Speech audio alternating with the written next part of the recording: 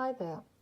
For sewing two hexagons together, you can use the color of one hexagon or the color of another hexagon. Here I will be using for sewing the mattress stitch and the color of this hexagon.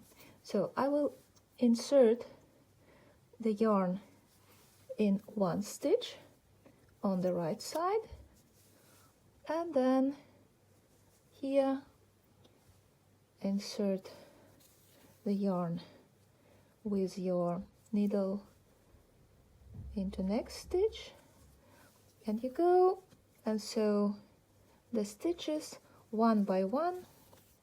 You can pin the edges where you will end.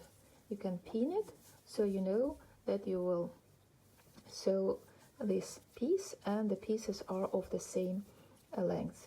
Actually, as I explained, you can use different yarns, different thicknesses, and one hexagon can have fewer rounds than another, but the most important thing is that you sew just all stitches. Here I have probably sewn 2 stitches to 1 stitch in some places to compensate the length. Otherwise you won't see the difference.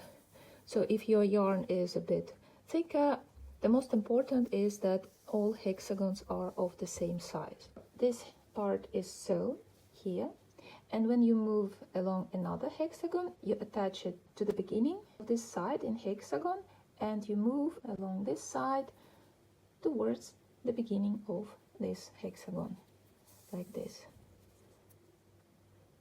So you pick up every stitch here, and when you sew it here, you insert your needle along this side.